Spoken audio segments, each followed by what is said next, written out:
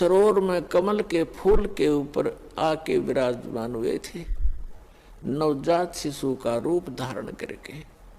एक नीरू नीमा नाम के निसंतान व्यक्ति थे, पति पत्नी थे। वो स्नानार्थ गए थे, उस तालाब पर प्रतिदिन जाया करते थे और वहाँ उनको परमात्मा ने वो परमात्मा स्वयं बालक रूप में मिले। वो बड़े खुश हुए और उसका प्रत्यक्ष दृष्टा थे एक अष्टानंद नाम के ऋषि। ये देख रहे थे कि आकाश से प्रकाश का गोला आया, जबरदस्त, बहुत ज्यादा तेज था उसका, और अष्टानंद जी की आंखें एकदम बंद होगी, बंद होकर खुली।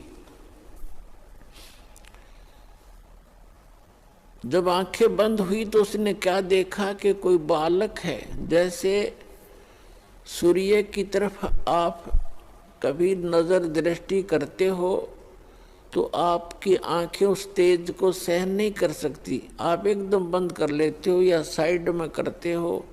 तो क्या देखते हो कि सूर्य का प्रकाश रहित आकार का गोला सा आपको दिखाई देता है, गोलाकार दिखाई देता है। वो प्रकाश रहित होता उसका और उसका आकार दिखता है। ऐसे ही ज्यों ही उसने उस प्रकाश का गोला जो बहुत दूर देखा था ऊपर से आता हुआ बड़ी स्पीड से, जैसे तारा सा टूटता है, अष्टानंद ऋषि की आंखें बंद हो गई। आंखें बंद होते ही उसने क्या देखा कि एक शिशु रूप दिखाई दिया, प्रकाश रहित आकार शिशु का। दोबारा आंखें खोली तो क्या देखा कि उस जिस सरोवर के ऊपर वो बैठा साधना करने की चेष्टा कर रहा था स्नान करके, उसी के एक कोने में जाकर वो प्रकाश सिमट गया। फिर अंधेरे में उसको कुछ नहीं देखा, क्योंकि सुबह सुबह ब्रह्म मुहूर्त का समय था। वो चला गया उठ के अपने गुरु जी के पास उसका शंका समाधान कराने के लिए कि आज मैंने ये क्या देखा गुरुवर। उनके गुरु जी थे स्वामी रामानंद जी। तो नीरुनिमा नाम के वो निसंतान दंपति थे, वो उठाकर ले गए। उनके घर परवरिश होने से 25 दिन तक परमात्मा ने कोई आहार नहीं किया, ना जलपान किया।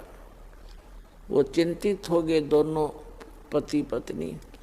फिर परमात्मा ने कुंवारी गाय का दूध पीना प्रारंभ किया। परमात्मा की दया से ही उस कुंवारी बछिया ने दूध देना शुरू किया, गाय की बछिया। ये अलग से विषय है जो आज सत्संग दास शुरू करने जा रहा है, उसके वापस हटकर आते हैं। वही परमात्मा 120 वर्ष वहां रहे और 5 वर्ष की आयु में बड़े बड़े विद्वान, प्रकांड विद्वानों के छक्के छुड़ा दिए परमात्मा ने। इस तत्व ज्ञान के अंदर एक ही प्रश्न किया करते थे उन विद्वानों से, कौन ब्रह्मा का पिता है, कौन विष्णु की माँ और शंकर का दादा कौन है, पंडित जी दे बता। सबकी टाएं टाएं फीस हो जाती थी। ये तो अजरो अमर हैं, इनके कोई माता पिता नहीं है, और हमारे सदग्रंथों में लिखा है।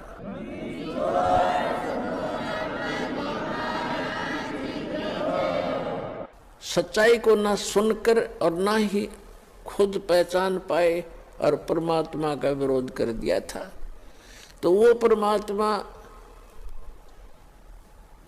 फाल्गुन सुदी 12 दिन में 10 बजे लगभग सन 1727 में और संवत 1784 में, क्योंकि आदरणीय गरीबदास जी का जन्म संवत 1774 में हुआ था, वैशाख के अंदर।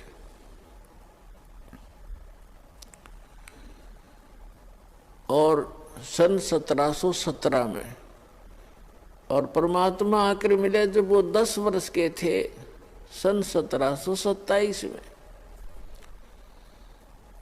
10 वर्ष के गरीबदास साहिब जी कौन थे, थोड़ी सी जानकारी देते हैं। गरीबदास साहिब जी का मूल गांव है करौथा, जहां पर अपना एक छोटा सा आश्रम था जो इन दुष्ट लोगों ने सुहाया नहीं, जिनकी रोजी रोटी बंद हुई थी झूठों की,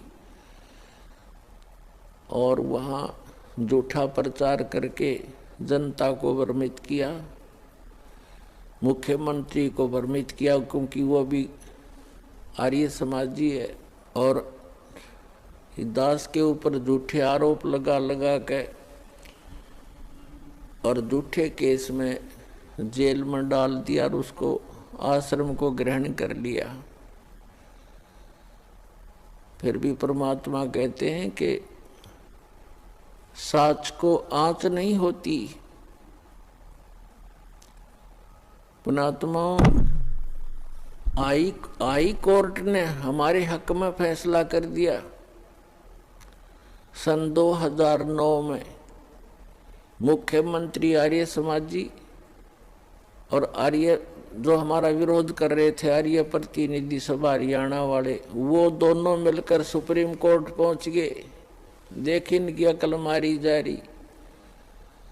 कोई बात हो, अरे हम तो सत्य और असत्य की लड़ाई लड़ रहे हैं, ज्ञान और अज्ञान का झगड़ा, ज्ञान का जवाब ज्ञान से देना चाहिए।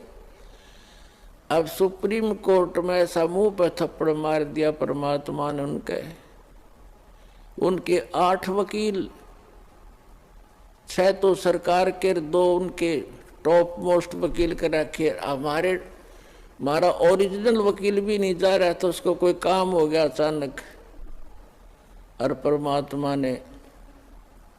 परमात्मा के बच्चों को आश्रम दिवा दिया। इससे बड़ा चमत्कार पुण्यात्मा कोई नहीं हो सकता।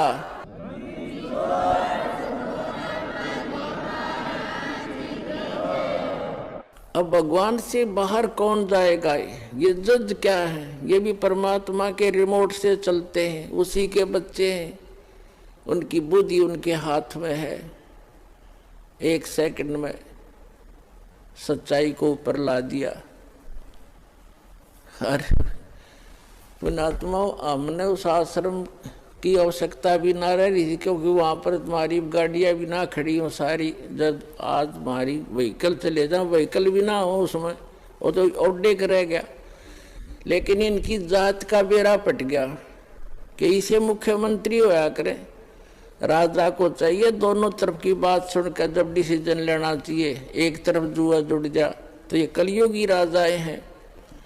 पुराने राजाओं का आप हिसाब लाओ। रामचंद्र जी राजा थे अयोध्या के, वो किसी मंत्री या किसी अपने साथी की बात में विश्वास नहीं करते थे, भगवान से डरने वाले थे। यदि कोई ऐसी जटिल समस्या होती, वे स्वयं वेश बदल कर जाया करते थे और निष्कर्ष निकाल कर निर्णय लिया करते थे। राजकाल के राजा, उनकी पार्टी के 2 बात कह दे, फलाना ऐसा है, दकड़ा ऐसा है, कर दो उसका नाश। लेकिन हमारे साथ भगवान है, हमारा विरोध करने वालों का नाश हो जाएगा। भगवान के बच्चों का नाश आज तक हुआ नहीं, हर ना होगा।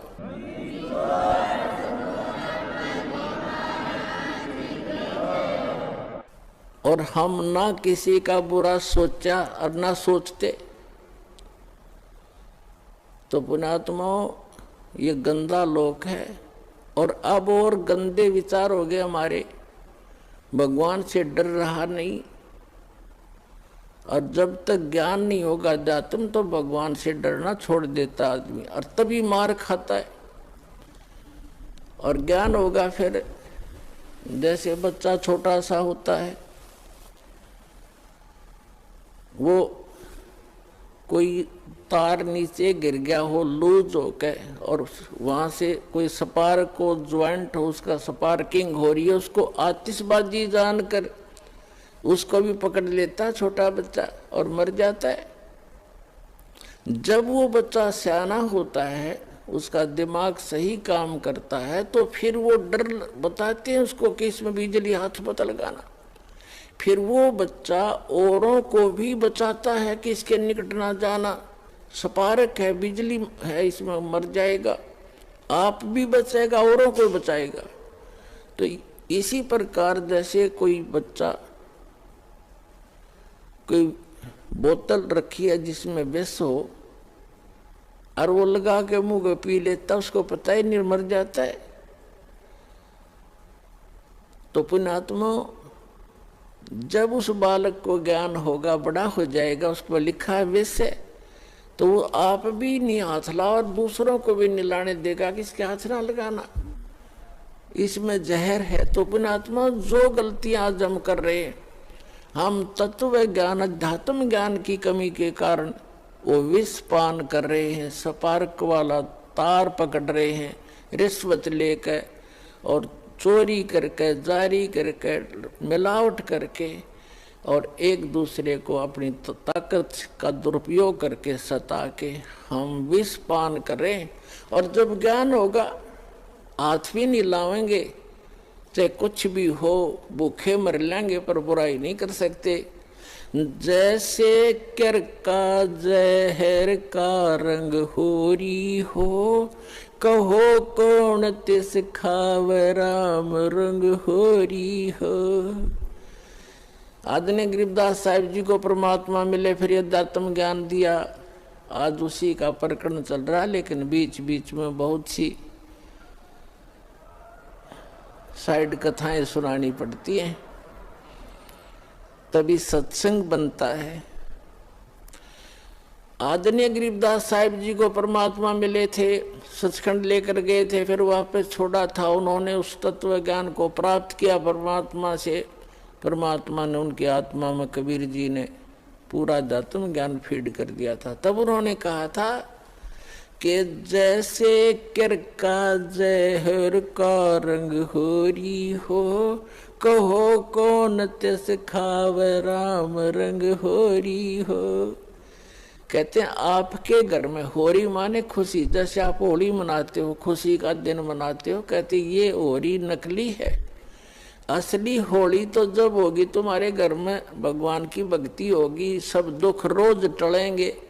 एक भक्त कह रहा था, जी हमने 11 वर्ष हो गए आज तक कोई त्योहार नहीं मना लिया इस शरण में आए। जब इससे पहले क्या था कि ऐसे कभी तो घर में किसी भाई की मृत्यु होगी, कभी चाचा की होगी, कभी ताऊ की होगी, ताऊ के लड़के की होगी, कभी बहन का बटेऊ मर गया, तो कभी बहन मर गई।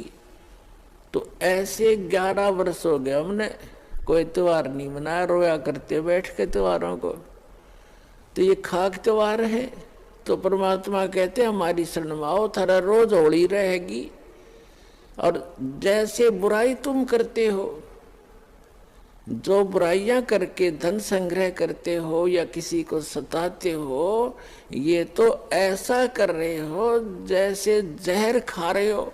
और जब आपको ज्ञान होगा तब कहते जैसे कर का जहर का रंग होरी हो। कर का माने कण, विष का एक कण भी कहीं पड़ा हो और आपको पता हो ये विष है, और विष की क्वालिटी गुण को आप जानते ही हैं। कहते हैं उस कण को भी, अब तो आप मुट्ठी भर खा रहे हो, एक कण को भी आदमी नहीं खा सकता जो पता लग जाए ये विष है। तो अभी पता ही नहीं आपको ये विष है। तो ये जानकारी कराने के लिए सत्संग किया जाता है कि जो गलतियां आप कर रहे हो धनी बनने के लिए या यहाँ लोग दिखावा करके, लोक लाज में फंस के, ये ना करो। और आपने यहाँ भी सुख मिलेगा। इस कबीर भगवान की शरण में आ जाओ। ये आपका पिता है, ये समर्थ है, आपके घर में सारे सुख देगा। तो इसलिए कहा है जैसे किर का जहर का रंग होरी हो, कहो कौन तिस खाव राम रंग होरी हो। तो फिर ये गलतियां कोई नहीं करेगा, जहर नहीं खाएगा। ये बुराई करना, चोरी करना, रिश्वतखोरी करना, मिलावट करना, किसी को सताना, आप दुख पालेगा। भक्त दूसरे को दुखी नहीं कर सकता। यह आत्माएं नहीं स्वीकारेगी आपकी इस ज्ञान के आधार से। तो क्रोथा का प्रसंग चला था, इसलिए आपको बताना पड़ा कि हमारा एक छोटा सा आश्रम था। इन दुष्टों को सुहाया नहीं, क्योंकि इनके ज्ञान की खाल उतार दी दास ने, अज्ञान की इनसे भी आचार्यों की, शंकराचार्यों की, जितने भी मंडलेश्वर थे, ये डुप्लीकेट आदमी है, इनके पास तत्व ज्ञान नहीं है। और ये महर्षि दयानंद, ए भगवान, इतना नकली आदमी, इसका कोई ज्ञान प्रमाणित नहीं, इसकी कोई रहनी करनी स्वस्थ नहीं, और इसको महर्षि मान करके आज तक हम आदर की दृष्टि से देखा करते थे। देखो, आदमी तो मानो आदरणीय होता, लेकिन उसकी जो सीख थी वो आधार था कि वेदों अनुसार ज्ञान बता रहा हूं मैं, और सत्यार प्रकाश लिख दिया, वेद अनुसार लिखा मैंने। जब दास ने वेदों को देखा, इसलिए महर्षि दयानंद के ज्ञान को वेदों से मिलाया कि यदि इसका ज्ञान वेदों से मिलता हो, और कबीर भगवान का ज्ञान तो सर्व वेदों का निष्कर्ष है, तो कबीर साहब के ज्ञान से तो उसको मिलना कहाँ था, वो तो वेदों से ही मेल नहीं खाया। तो दास ने इतने कहा था, भाई इसको छोड़ दो, उनके हित में कहा था, कोई उनसे हमने कोई उनका कोई संपत्ति प्राप्त नहीं करनी थी, सिर्फ रास्ता दिखाना था कि अभी तक आप गलती पर हो और ये गलत मार्ग है। महर्षि दयानंद को वेद ज्ञान नहीं था, आप वेद को सच्चा मानते हो, वेद में ही देख लो। अब आम जनता जो आर्य समाजी है वो कौन है? हमारे भाई हैं, बहन हैं, मामा और बुआ के भाई बहन बेटियां हैं। लेकिन ये दुष्ट लोग हैं जो आचार्य, ये अपने स्वार्थवश उन्होंने ये सोचा कि यदि हमारे समाज के व्यक्तियों को इस सच्चाई का पता लग गया, सारे रामपाल के पास चले जाएंगे, इनका कल्याण हो जाएगा और तुम्हारी दुकान बंद हो जाएगी। ये उद्देश्य लेकर उन्होंने जुल्म ढा दिया। तो ये लोग कभी तैसी नहीं हो सकते, आज तक नहीं हुए ये लोग स्वार्थी। और दास ने परमार्थ में शीश दे रखा है, जेल चाहे जान जाओ, जेल की तो बात क्या है, पर इसको ऊपर लाकर छोड़ दूंगा। मालिक का साथ दास के है, सच्चाई को ऊपर लाऊंगा, पूरा विश्व का कल्याण होगा।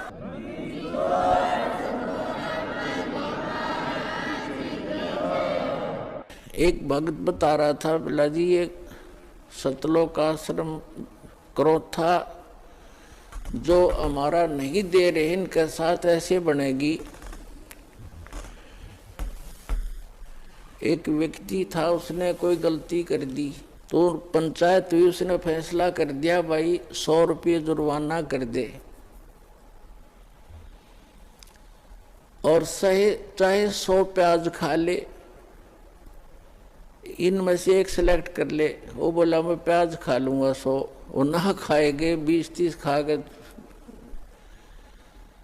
फिर तीसरा ऑप्शन रखा था, चाहे जूते खा ले 100,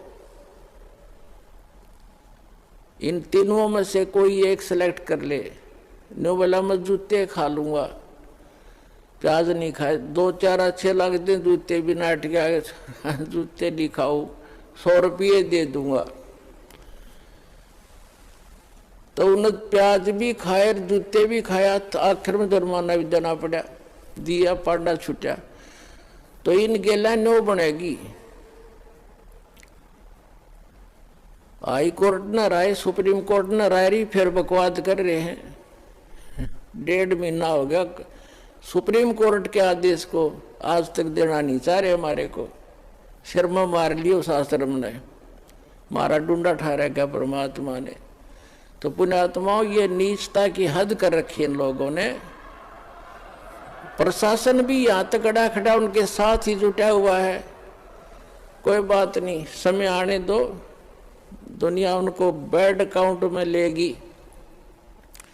इनने इतिहास बुरा कर लिया, आने वाले समय में कंस और रावण को भूल जाएंगे, इस मुख्यमंत्री को याद किया जाया करेगा उनके स्थान पर। यह ऐसा जुल्म कर रहा है। हमारा किसी से विरोध नहीं है, हम ना किसी राजनीति से को इच्छा रखते हैं, किसी राजनीतिक व्यक्ति से, ना राजनीति में हमारा हिस्सा है। हम एक धार्मिक संस्था चला रहे हैं और पूरे विश्व में जाएगा, इसको कोई रोक नहीं सकता। जैसे इस मार्ग का कोई विरोध करेगा, भगवान का मार्ग है ये, इसमें कोई बाधक बनेगा, वो अंधा गधा होगा, अंधा गधा। जैसे एक समय एक अंधा गधा रेल की पटरी पर खड़ा हो गया और उसने देखा भाई गड़गड़ गड़गड़ होता आ रहा है, कोई तुझे डिस्टर्ब करने आ रहा है। जिधर से उसने आहट सुनी उधर दोनों पैर कर लिए पिछले और दलती पिना ली कि मुझे कोई छेड़ेगा। वो तो राजा बना खड़ा था बीच में, उसने ये नहीं मालूम था कि तू खुद गलत स्थान पर खड़ा है, को रेल के मार्ग में खड़ा है तू। जब ट्रेन निकट आई उसने अपनी शक्ति दिखाई, दोनों दुलती चलाई और ट्रेन ने पटक के टुकड़े टुकड़े कर दिया भाई। तो पुण्यात्माओं, इस परमात्मा कबीर जी के मार्ग में ये अंधे गधे हैं जो बाधक बन रहे हैं। समय आएगा परमात्मा इनको वो सदा देगा, याद रखेगा इनकी कई पीढ़ियों तक, और पूरा विश्व याद करेगा ऐसे जालिम लोगों ने जो भगवान के मार्ग में बाधा करते हैं। इन मदद करनी चाहिए। ऐसा परोपकार हो रहा है, लाखों लोगों के सुख हो रहे हैं, बुराइयां छूट रही हैं, समाज की कुरीतियां दूर हो रही हैं, इनको एक आंख नहीं सुहा रही है। तो पुण्यात्मा, ये तो थोड़ा सा पिछला दर्द याद आ गया था, वो काटा है दास ने और सच्चाई बताई है। अब सत्संग सुनाते हैं। और पुण्यात्मा, हम तो आज भी किसी के बुरे के हक में नहीं, और ना हम बुरा कर सकते। कबीर साहब की हम शिक्षा पर चलते हैं, जो तो को काटा बो ता को बो तू फूल, और तोय फूल के फूल हैं वाह को है तरसूल। हम बुरा नहीं कर सकते, ना सोच सकते। इतना जरूर है भी पागल कुत्ते से बचने के लिए लठोड़ी जरूर रखनी पड़े, कदे पागल कुत्ता काटे ना जा, मारा नहीं करते, दिखान दो उसे। तो हम उस शिक्षा का पालन करते हैं। हमारा कोई बुरा करे हम सपने में भी नहीं सोच सकते, हमारे विधान में नहीं है। ना तो हम भी उसी माटी के बने हुए, हम भी गलती कर लेते, लेकिन हमारा भगवान रुस जाएगा अगर हमने किसी का बुरा किया। लेकिन वो कौन सा अंधा थोड़ा ही है। परमात्मा कहते कि मेरे तो छानी है, उससे क्या चीज छुपा है वो सब जानते हैं। तो हम आज भी यदि वो आकर अक्षमा याचना करनी पड़ेगी एक दिन उनको, और नहीं तो भयंकर पाप के भागी हो जाएंगे।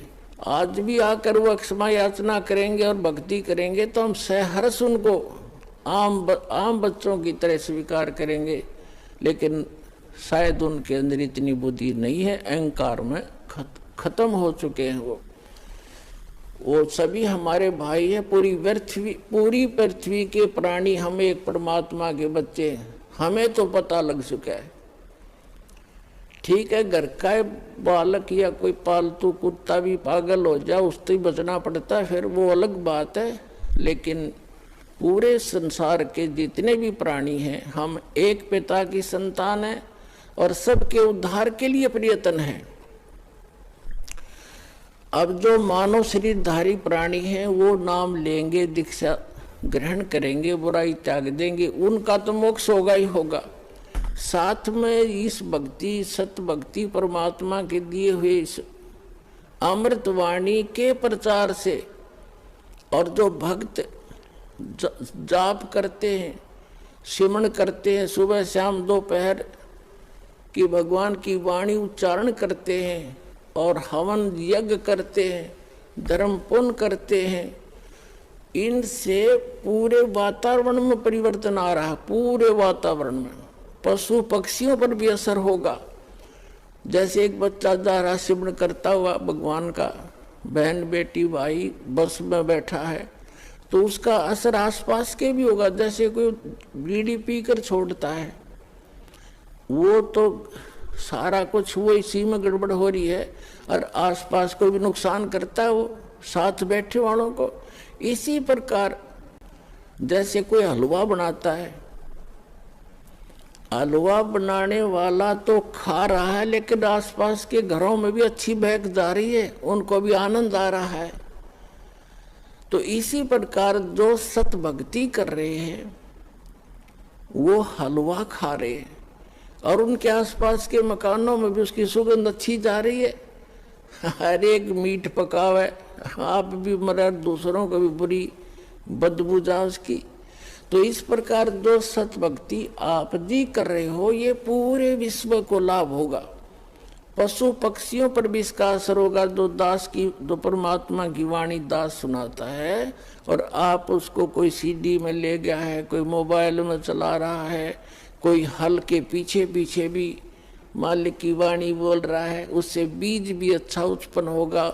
उस अन्न को भी जो खाएगा, ऐसे व्यक्ति के बोए हुए को खाने वाले को पर भी उसका असर होगा।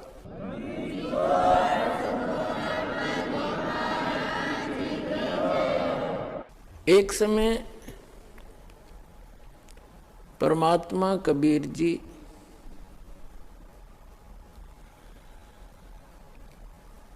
के भक्त थे। वो कहीं किसी अन्य पहुंच गए, किसी भगत की अपनी बहन, कोई भगतमती बहन थी, यानी कोई सेविका थी, उसके वहाँ चले गए। परमात्मा के जाने के बाद ये अपने आप मनमुखी संत भी बन जाते हैं, लेकिन भक्ति करने से थोड़ी बहुत उनके अंदर वो साधु गुण अवश्य आ जाते हैं। उनसे आगे लाभ भले ही ना होता, लेकिन वो आध्यात्मिक मार्ग से परिचित अवश्य होते हैं।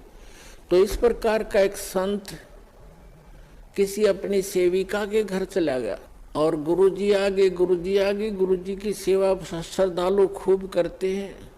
और उनके घर,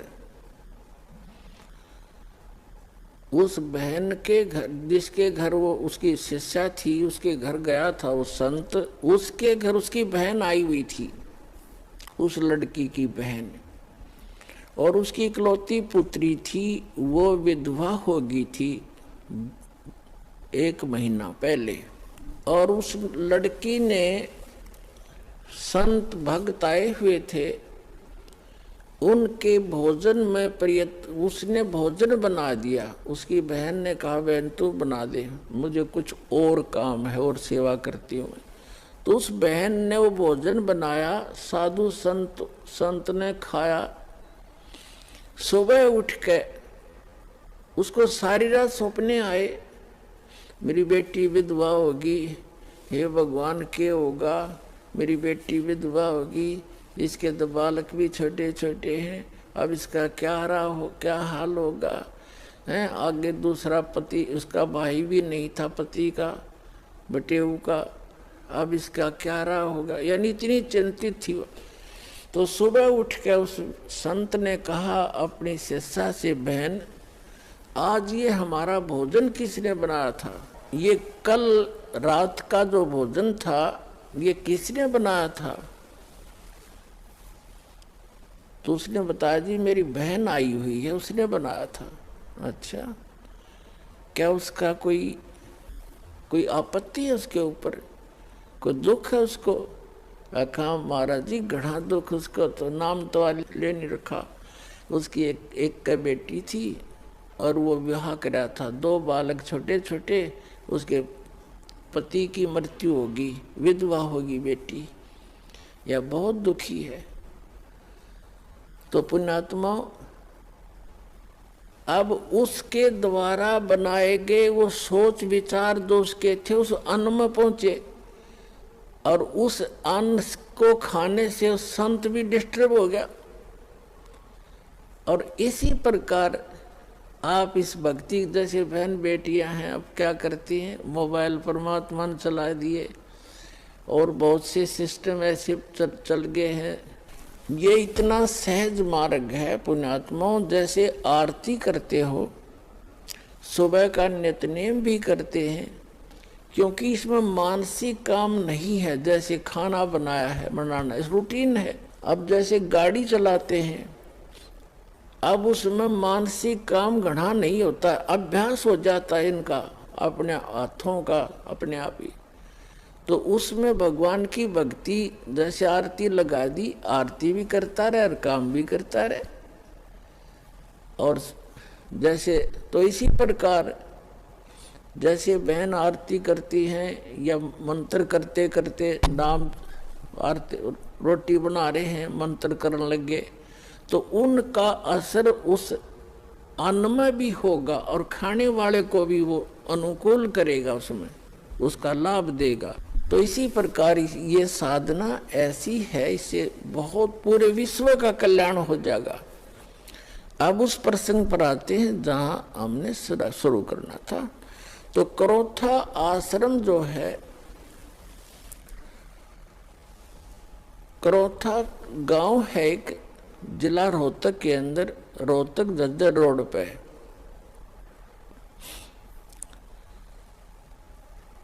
और वहाँ गरीबदास जी का मूल गांव था, धनखड़ गोत्र उनका। और वो किसान यानी जाट किसान उस घर में जन्म था उनका।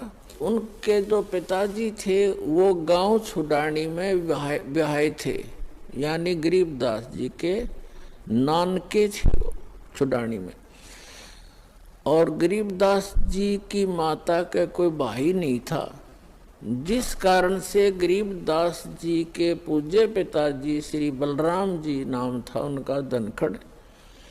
और वो अपने ससुराल में घर जमाई रहने लगे थे। वहाँ जमीन बहुत घनी थी, आज के 1400 एकड़ जमीन, उस समय के 2500 बीघा, वो बीघा दूसरा होता था। तो इतनी जमीन संपत्ति थी, तो वहां रहने लगे। वहां जाने के बाद, छुडानी में जाने के बाद 12 वर्ष के उपरांत गरीबदास जी का जन्म हुआ था। और गरीबदास जी आजीवन वहीं रहे, उनकी संतति है। आज भी आधा गांव लगभग धनखड़ गोत्र से है, छुडानी, जिला झज्जर, हरियाणा।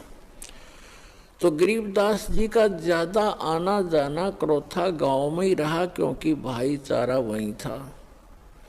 तो कहने का भाव दास का ये है कि गरीबदास जी जब 10 वर्ष के हो गए और अपने ही, क्योंकि तब तो उन्हीं की अपना ही सारा कुछ हो चुका था, नाना जी की सारी संपत्ति उन्हीं की थी। लगभग 150 गव्वे रखे हुआ था उसका नाना जी,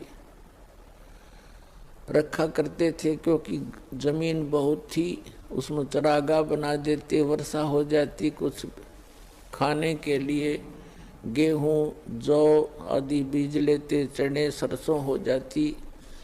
बाकी का समय पशुओं के, बाकी समय जो स्थान था, बाकी की जमीन को पशुओं के लिए ही वो प्रयोग किया करते थे, पशुपालन करते थे।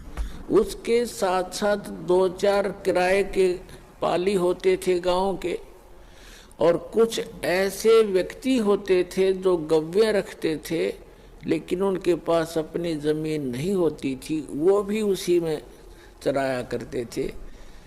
ऐसे पहले आपस में बड़ा प्रेम होता था। जो पैसे वाले व्यक्ति गरीबों की बहुत मदद किया करते थे, निस्वार्थ किया करते थे।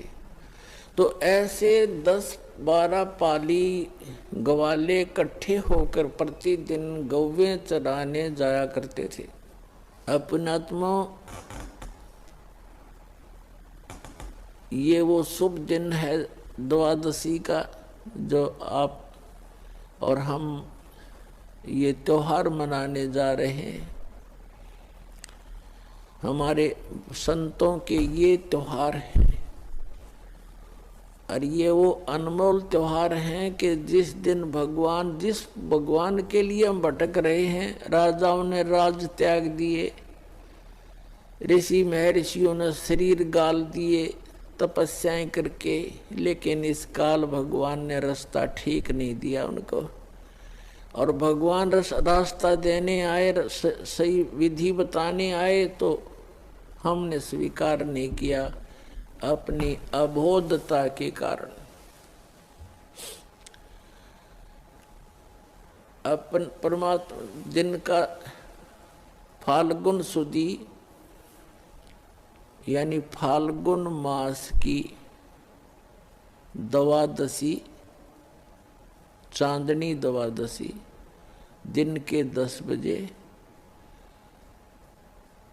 जो पाली, जैसे आजकल आप देख रहे हो बाहर धूप खूब हो जाती है, तो गव्वें चर रही थी, वो सभी 10-12 पाली इकट्ठे हो करके खाना खा रहे थे। सुबह सुबह का बखत से चले जाते थे लेकर के 6 बजे, 7 बजे, 5 बजे पशुओं को। 10 बजे से वहां अपना खाना खा रहे थे, लगभग खाना खाने ही वाले थे, तभी परमात्मा आए सतलोक से, एक महात्मा, जिंदा महात्मा का रूप बना के, और थोड़ी सी दूरी पर 500 फुट की दूरी पर आसमान से आकर वहां पृथ्वी पर अवतरित हुए। और ऐसे उसके साथ से रास्ता था, जिस वृक्ष के नीचे, डंडी के पेड़ के नीचे वो खाना खा रहे थे बच्चे बैठ के, कुछ बड़े थे कुछ बालक थे, उसके साथ से रास्ता जाता था दूसरे गांव को, कबलाना गांव से, छुडानी से कबलाना गांव सीमा लगती है, उस सीमा के ऊपर ही छुडानी के खेतों में परमात्मा वहां आकर अवतरित हुए। और उस रास्ते पर ऐसे जैसे राहगीर एक यात्री चलता है पैदल, ऐसे चलते आ रहे थे। उन पालियों ने देखा कि महाराज जी आ गए, महात्मा जी, और प्रणाम किया सभी ने, राम राम कहा, परमात्मा ने भी राम राम का उत्तर दिया। तो जितने भी वहाँ पाली ग्वाले थे उन्होंने कहा महाराज जी भोजन पाओ, आ जाओ भोजन खा लो। परमात्मा ने कहा भी भोजन तो मैं अपने गांव से खा कर आया हूँ। बच्चों ने सोचा कोई डेरा होगा कि कहाँ से आए हो महात्मा जी।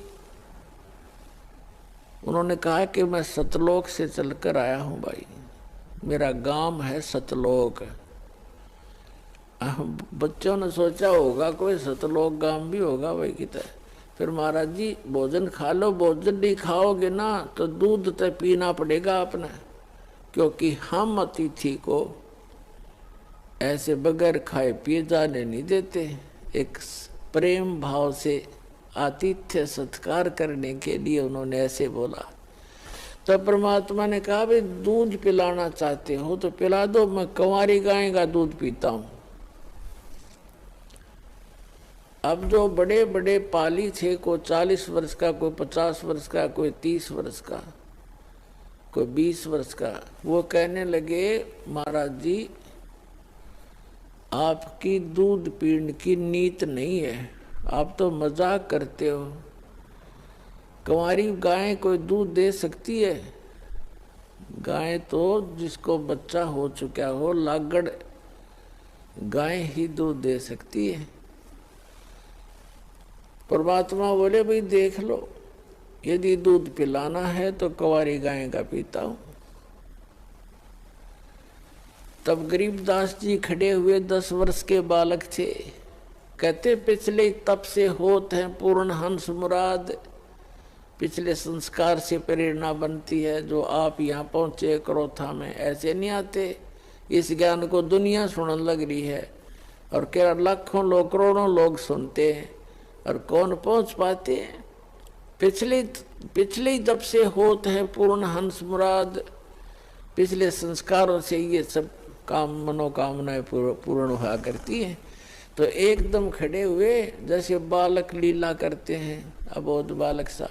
एक गाय थी, बछिया थी उनकी एक बहुत प्रिय, उसके गले में एक छोटा सा रस्सा बांध रखा था, उस रस्से को पकड़ के ले आए। वह साथ साथ चल पड़ती थी गरीबदास जी के, जहाँ ले जाता तो वही ऐसी शरीफ सी थी। और वो गाय थी 1-1.5 वर्ष की, दूध छोड़ रखा था माँ का पीना, अभी नए दूध हो ही नहीं थी वो, यानी गर्भ नहीं धारण किया था, सांड न टच नहीं की थी, अनब्यावर कहते हैं उसको।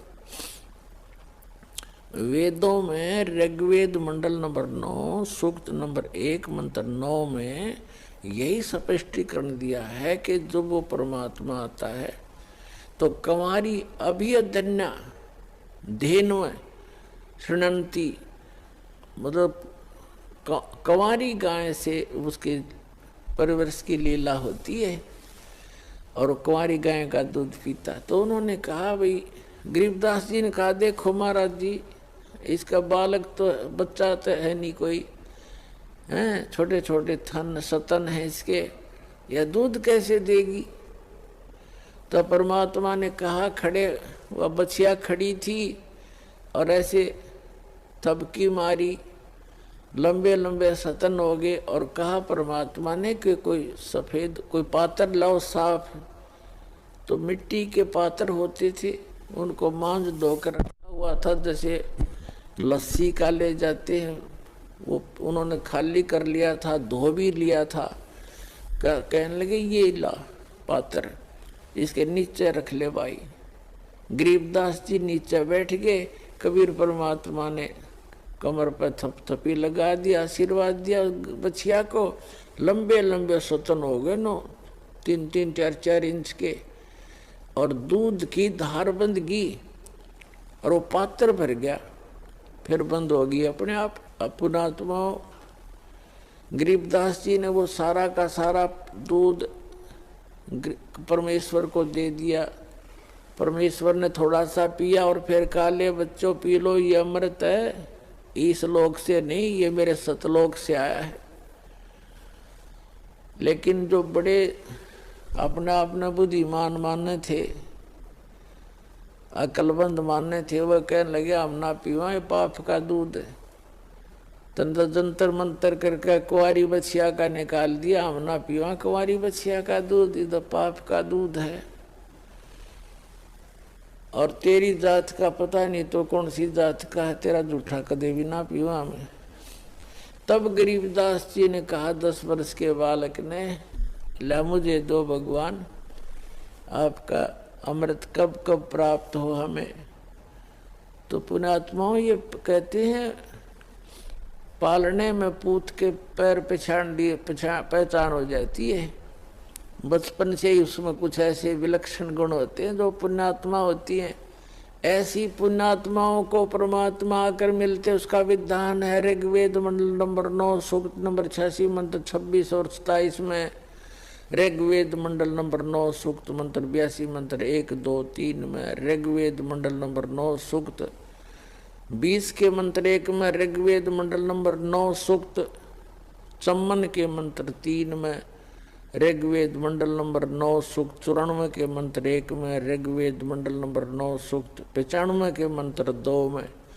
ऋग्वेद मंडल नंबर 9 सूक्त 1 मंत्र 9 में। ऋग्वेद मंडल नंबर 9 सूक्त 96 के मंत्र 16 से लेकर 20 में।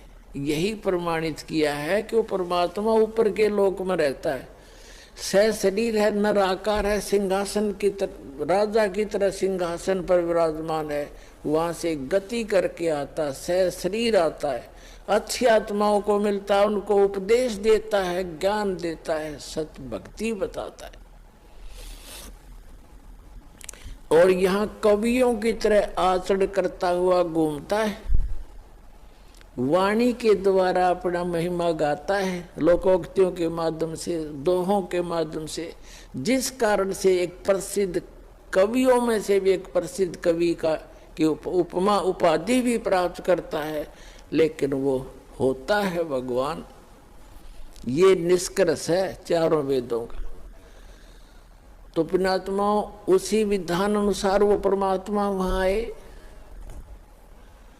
गरीबदास जी से फिर ज्ञान सुनाने लगे। वो उन अच्छी आत्माओं में से एक थे, वो महापुरुष आदरणीय गरीबदास साहिब जी, जो छुड़ानी के बालू में जन्मे थे। और वहां आकर के परमात्मा ने उनको सतज्ञान दे दिया। फिर गरीबदास जी ने आग्रह किया कि हे भगवान, आप जो ऐसा सुख में स्थान बताते हो जहां हम पहले रहा करते थे सभी, और वहां कोई अभाव नहीं, वहां ऐसी फुहार गिरती रहती है, सुंदर शरीर है, नाश नहीं होता, कभी दर्द नहीं होते, कभी रोग नहीं होता, मृत्यु नहीं होती, सबके परिवार हैं, वहाँ आपके घर बने बनाए शेष खाली पड़े हैं, क्या मुझे वो स्थान दिखाओगे? परमात्मा तो अपना गवाह बनाने के लिए आते ही है कि मेरा गवाह बने। दुनिया को बताएगा फिर छाती ठोक के। गरीबदास जी को परमात्मा ने प्रथम मंत्र दिया और जल पान वो कराए, दूध पान करा दिया। प्रथम मंत्र में ऐसे ही किया जाता है। दास भी जब से मंत्र देने लगा है, मेरे गुरुदेव भी ऐसे ही करते थे। प्रथम मंत्र के साथ आपको वचनामृत दिया जाता है, वचन से शुद्ध करके, और साथ में मिश्री दी जाती है ये, और मंत्र दिया जाता है। ऐसे पेय पदार्थ के साथ इसको पान परवाना कहते हैं। तो गरीबदास जी को ऐसे पान परवाना दिया था दूध के साथ, और फिर सतलोक लेकर गए।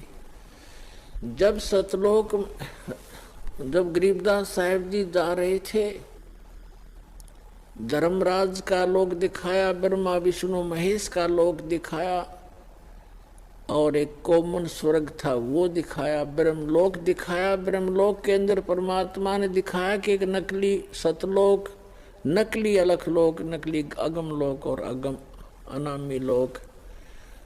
इस काल ने झूठी रचना करवा रखी है जीव को भ्रमित करने के लिए। और फिर धर्मराज के दरबार में लेकर गए, फिर ऊपर गए, सारा कुछ दिखा करके सतलोक में जब पहुंचे परमात्मा 12वां द्वार पार करके, 12वां द्वार पार करके सतलोक में पहुंचा जाता है। अभी तक ये कोई 10वां द्वार तक सीमित थे। और एक जम्मू के अंदर रांजड़ी का एक मधु परमहंस कहा है, वो तो छाती कुट्या करता के 11वां द्वार पा गया, 11वां द्वार पा गया, आज तक किसी ने नहीं बताया। अरे भले आदमी कबीर साहब की वाणी में पढ़ लिया तो घर से लाया था, और वो भी इनकम्प्लीट नॉलेज। जबकि 12वां द्वार पार करके परमात्मा प्राप्ति होगी। हल्दी की गांठ से पंसारी नहीं बन जाता। तो 12वां द्वार पार करके परमात्मा सतलोक लेकर गए। 7 संग ब्रह्मांड उसके अक्षर पुरुष के पार किए। और जब सतलोक में प्रवेश किया, क्या देखा? सिंहासन के ऊपर परमात्मा विराजमान है। उनका इतना सुंदर शरीर है, तेजो में प्रकाश, सुंदर शरीर, सफेद शरीर है मालिक का, बहुत सुंदर। और एक रोम में, रोमकूप समझो, रोम कहो, एक रोमकूप की इतनी शोभा है जैसे करोड़ सूर्य मिला दे, करोड़ चंद्रमा। इतना नूर है उस परम पिता के बॉडी का, इतना सुंदर शरीर है, चमक कितनी निकल रही है उसके अंदर से। सिंहासन पर विराजमान, सिर पर मुकुट है, सुंदर मुकुट जैसे राजा पहनते, और ऊपर एक सफेद छत्र है। एक बहुत बड़ा गुम्बद बना हुआ है, बहुत बड़ा सुंदर गोल गोल आकार का गुम्बद जिसको स्तूप भी बोलते हैं। जब परमात्मा नीचे से गए, वो जिंदा महात्मा के रूप में थे। और वहां एक चंवर रखा था, जिंदा महात्मा के रूप में जो परमात्मा दूसरे रूप में गए थे नीचे पृथ्वी से, गरीबदास जी को साथ लेकर के, उसकी आत्मा को, शरीर नीचे रह गया था गरीबदास जी का, आत्मा को ले गए थे सूक्ष्म शरीर, फिर ऊपर कारण शरीर सब छोड़ करके वहाँ ओरिजिनल शरीर होता है जो आत्मा का, स्वयं का 16 सूर्य का प्रकाश हो जाता है पूरी बॉडी का, है नर आकार, मनुष्य दृश्य ही है वहाँ पर सतलोक में। सभी जितने भी वहाँ मनुष्य हैं, स्त्री पुरुष हैं, इसी तरह संसार है और सबका नूरी शरीर है और उनका अपनी बॉडी का प्रत्येक का तो 16 सूर्य जितना प्रकाश है और परमात्मा के एक रोमकूप का करोड़ सूर्य में राजे करोड़ चंद्रमा इतना शरीर है, ऐसा प्रकाश है। लेकिन है दोनों ही एक जैसे आकार के, मनुष्य आकार है सबका, भगवान भी नर आकार में है, मानव आकार में, और सभी वहाँ के प्राणी भी मनुष्य जितने, स्त्री पुरुष बहन भाई सब मनुष्य जैसे ही। और ऐसी सृष्टि है, वहाँ वृद्धावस्था नहीं होती, वहाँ मृत्यु नहीं होती, ये बॉडी जो नाड़ी तंत्र से नहीं होता वहाँ पर, वो सुंदर शरीर होता है, एक तत्व से बना हुआ होता है।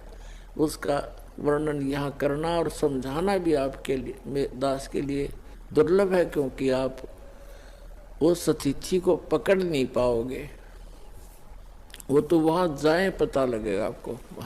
आकार ऐसा ही है, वहाँ वृद्धावस्था नहीं होती, सदा युवा रहते हैं। एक सतिथि में जाकर के युवा जब हो जाते हैं वो एक, बस उसके बाद उसकी आयु घटती बढ़ती नहीं।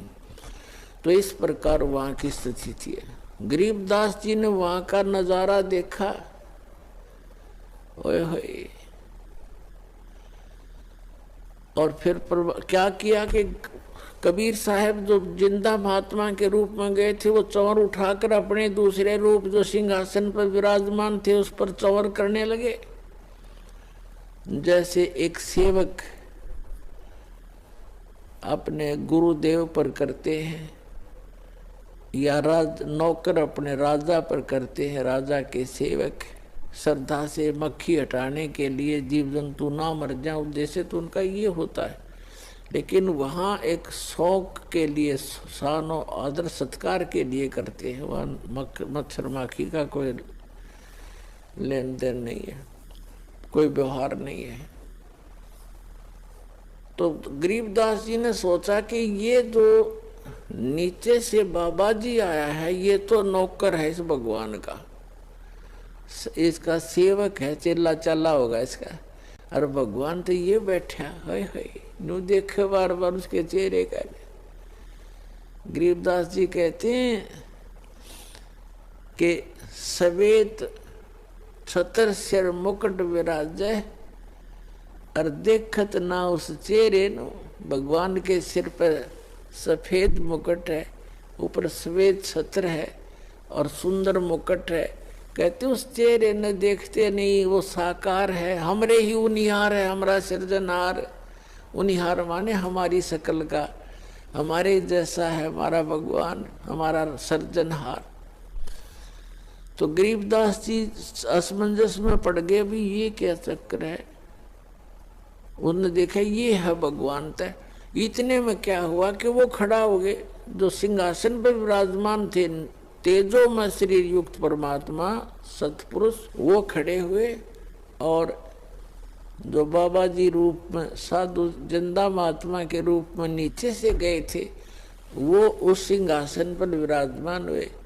और वो तेजो में नूर शरीर वाला जो भगवान दिखाई दे था, वो चमर उठाकर उस जिंदा महात्मा वाले बॉडी पर, शरीर पर, सिंहासन पर विराजमान पर चंवर करने लगे एक सेवक की तरह।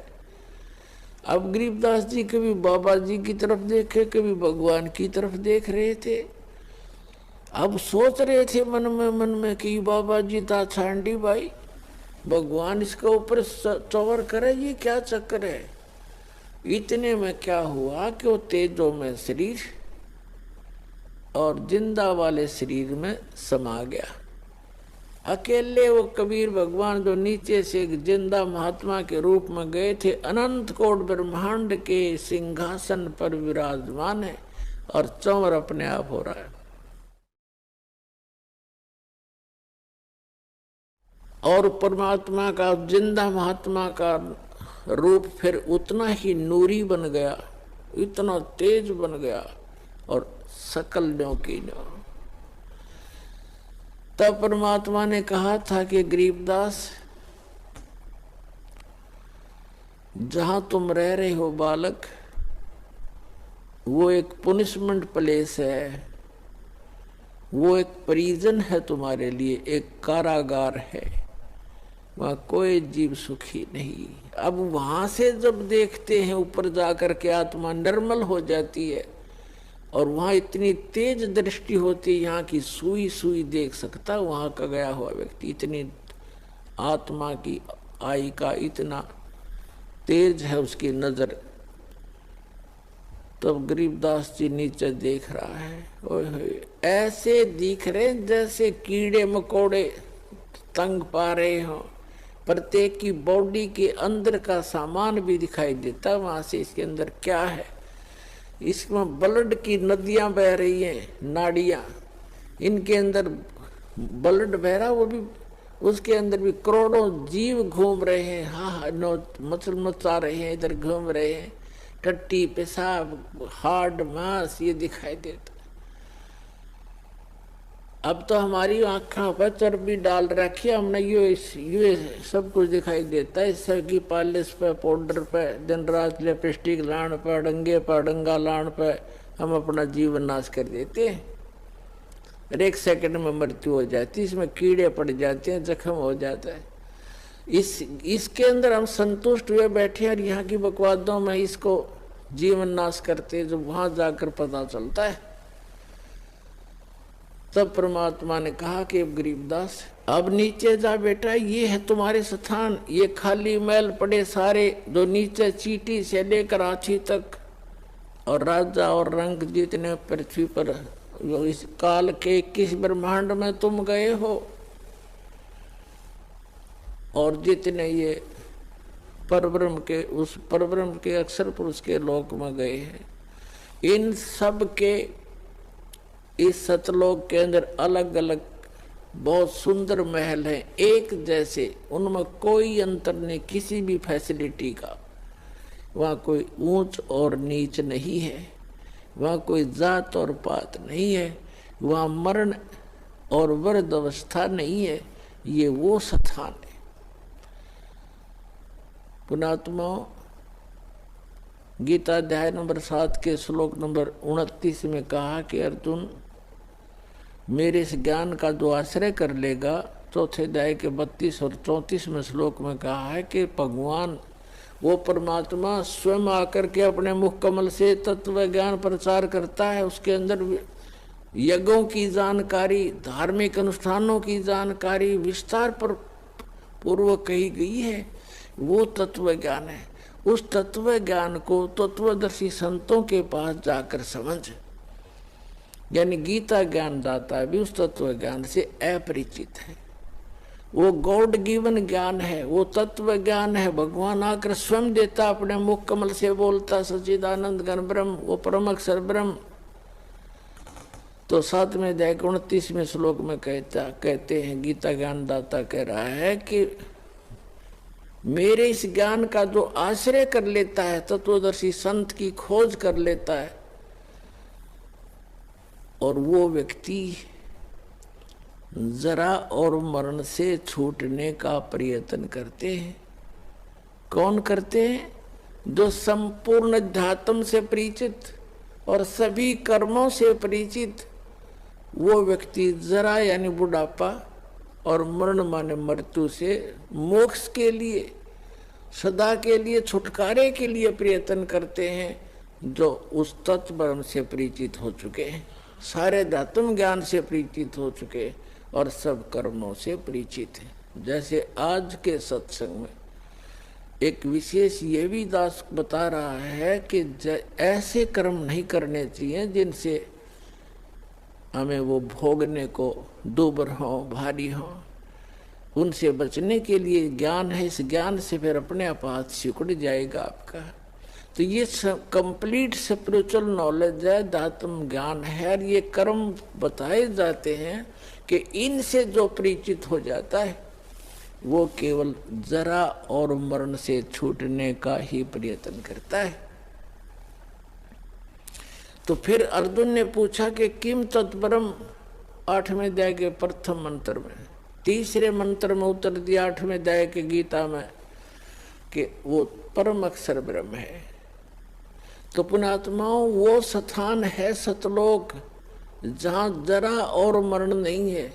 गीता ज्ञानदाता अपने विषय में कहता है कि अर्जुन, चौथे अध्याय के 5 और 9 श्लोक में कि अर्जुन तेरे और मेरे बहुत जन्म हो चुके, तू नहीं जानता मैं जानता हूं।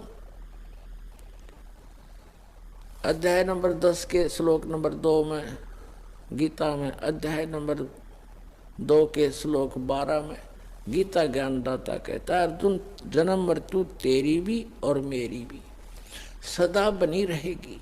यदि मेरी शरण में रहना है, 8वें अध्याय के 13वें श्लोक में कहा कि मेरा तो ओम नाम है मुझ ब्रह्म का, और इसको भक्ति करता हुआ अंतिम सांस तक जाएगा तो मुझे प्राप्त होगा। यह गति प्राप्त होगी जो ओम से मिलने वाली है। उस ओम से, ओम के जाप से ब्रह्मलोक प्राप्ति है। 8वें अध्याय के 16वें श्लोक में बताया है कि ब्रह्मलोक में गए हुए प्राणी भी पुनरावृत्ति में उनका भी जन्म मृत्यु होता है। अपनी तो स्थिति क्लियर कर दी, मेरा एक ओम नाम है और इसको जाप करने वाले का जन्म मृत्यु भी रहेगी। 8वें अध्याय के 5 और 7 में कहा कि अर्जुन, मेरी शरण में रहना है तो युद्ध करना पड़ेगा, और मेरी शरण में मेरी भक्ति कर मुझे ही प्राप्त होगा, ये गारंटीड बात है। लेकिन शांति नहीं हो सकती, युद्ध करना पड़ेगा। युद्ध करने वाले को शांति कहा। फिर 18वें अध्याय के 62वें श्लोक में कहा कि तू सर्वभाव से उस परमेश्वर की शरण में जा जिसकी कृपा से तू परम शांति को, सनातन परम धाम को, शाश्वत स्थान को प्राप्त होगा। उसके लिए ऑप्शन छोड़ ही दिया कि तत्वदर्शी संतों की खोज कर वो आपको बताएंगे। गीता ज्ञानदाता उस तत्व ज्ञान से अपरिचित है, अन्यथा एक अध्याय और लिखवा देता अगर उसमें उसको ज्ञान होता। 15वें अध्याय के 1 से 4 का सारांश है कि तत्वदर्शी संत की पहचान भी बताई है कि जो उल्टे लटके हुए संसार रूपी वृक्ष के सभी छंद बता देगा, सभी विभाग बता देगा, जड़ से लेकर पत्तों तक सवेदवित, वह वेद के तात्पर्य को जानने वाला तत्वदर्शी संत है। उसके पश्चात परमेश्वर के उस परम पद की खोज करनी चाहिए। 15वें अध्याय के 4 श्लोक के जहां जाने के बाद साधक फिर लौटकर कभी संसार में नहीं आते, तो वो स्थान है सतलोक जो गरीबदास साहिब को परमात्मा ने दिखाया। फिर गरीबदास जी से कहा कि जा बेटा नीचे जाओ। गरीबदास जी कहने लगे, हे भगवान, इसे गंदे लोक में मुझे ना भेजो मेरे दाता, वहां तो इधर तो देखने को दिल नहीं कर रहा। यहाँ के स्वर्ग की यह हालत है और नीचे तो और बुरा हाल हो रहा है। तो परमात्मा ने कहा, वैसे तुम यहाँ नहीं रह सकते बच्चा, क्योंकि जब आप यहाँ से गए आप पुण्यों से परिपूर्ण थे। अब इतने ही पुण्यों से, भक्ति से धनी होकर के वापस आ सकते हो, तब यहाँ पर स्थायी स्थान मिलेगा तुम्हें। और उसके लिए मैं ऐसा मंत्र दूंगा, सतनाम और सार नाम और प्रथम मंत्र, इन सब की भक्ति करने से आप वहाँ ऋणी होगे हो, काल के जाल में फंसे हो। वो तुमसे टैक्स लेता है, क्योंकि ये पृथ्वी किस ब्रह्मांड उसने भक्ति कर तो तप करके प्राप्त किए, ये उसका अपना साधन है, और तुम गलती से चले गए, गलती करके वहाँ। अब उसने पहले तो तुम्हारे को लूटा, स्वर्ग बना करके वहाँ रेस्टोरेंट बना रखे हैं। 10% किसी में चार्जेज है, किसी में 20%, किसी में 25% टैक्स लेता है, बाकी सब सुविधाएं नाचना गाना और बकवास रंडी बाजी कुछ करो वहां पर, लेकिन वो पैसे खर्च होते उस धनी उस पुण्य अक्षीण होते, और जिससे ये सब अपना गुजारा चला रहे। तब परमात्मा ने कहा तुम नीचे जाओगे, एक ऐसी अनमोल भक्ति दूंगा बेटा, थोड़े ही सुमन से घने धनी हो जाओगे उस भक्ति के। अब क्या बताया है, फिर गरीबदास जी नीचे आए। गरीबदास जी ने स्वीकार किया कि जो आपकी आज्ञा, और कहा बेटा नीचे जाकर बता, ढोल पीट दे मेरा और गवाह बन जा बेटा, तेरे बच्चे बहुत, तेरे भाई बहन बहुत, सभी यहाँ से गए हुए सब मिसगाइडेड हैं।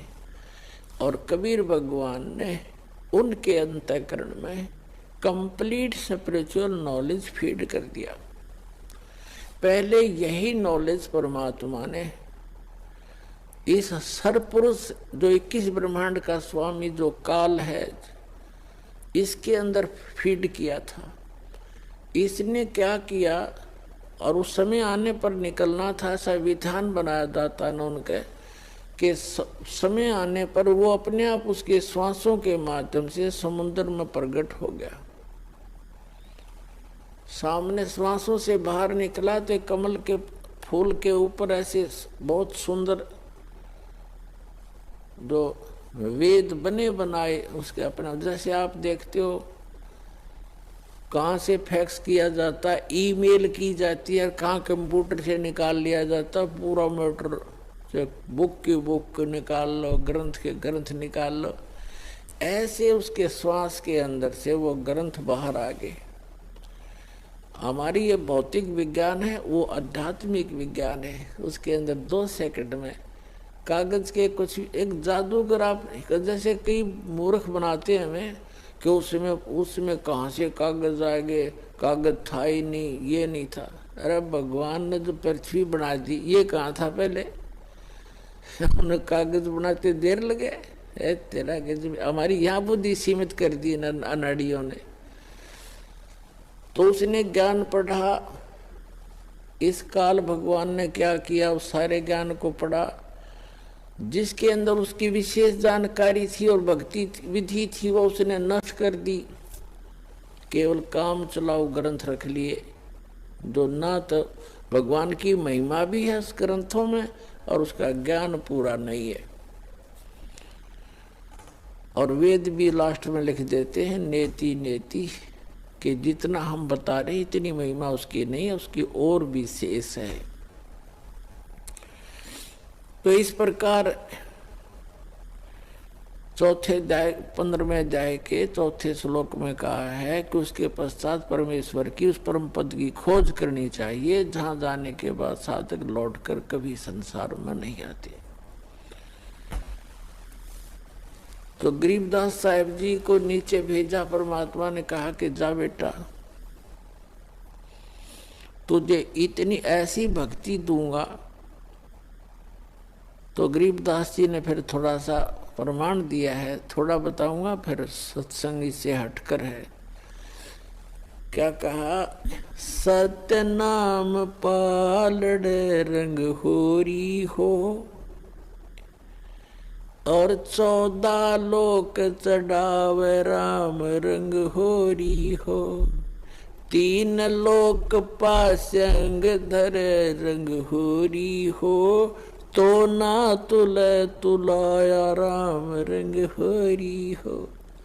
ये सतनाम इतना कीमती है। ये सतनाम नहीं है, ये 2 अक्षर का वो सतनाम जिसमें को मंत्र है, एक तत् सांकेतिक है। गीता अध्याय नंबर 17 के श्लोक नंबर 23 में ये कंप्लीट मंत्र लिखा है, ओम तत्सत। लेकिन ओम तो सीधा है, लेकिन तत् और सत ये सांकेतिक है, ये कोड वर्ड है। ये इस दास के अतिरिक्त विश्व में किसी के पास नहीं है, और ना कोई अधिकारी है। तो इनमें से ओम और तत् मिलकर वो सांकेतिक शब्द, ये सतनाम बनता 2 अक्षर का। और जिस भी महापुरुष का उद्धार हुआ है, उन्होंने परमात्मा से प्राप्त करके इसी का जाप किया है।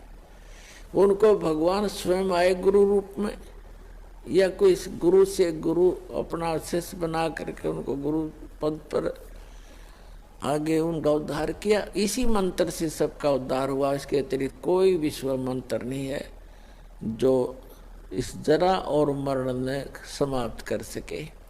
तो क्या बताया कि इस सतनाम के सुमरण का एक बार श्वास श्वास से मर्यादा में रहकर पूरे गुरु से लेकर, अपने आप नहीं, कोई घर का आप पे गुरु बन जा आगे चेले बनाओ, वो महापापी अपराधी व्यक्ति है, उससे कोई लाभ नहीं होगा। जैसे इस दास से प्राप्त करके कोई निकम्मी आत्मा दुष्ट इंसान स्वयं ये मंत्र किसी को आगे दान करने लग जाए, देने लग जाए, गुरु बन जाए, वो सबसे बड़ा शत्रु और होगा इस मानव समाज का।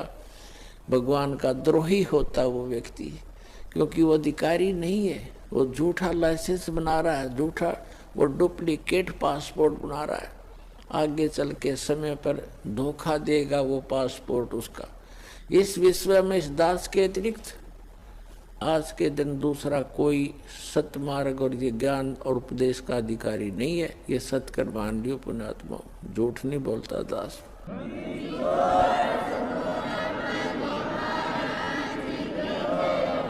और कोई मान बढ़ाई की बात नहीं, आपको आगाह कर रहा हूं कि नकलियों में फंस के तो हमने इतने जीवन नाश कर लिए। तो कहने का भाव ये है कि गरीबदास जीव को जो परमात्मा ने बताया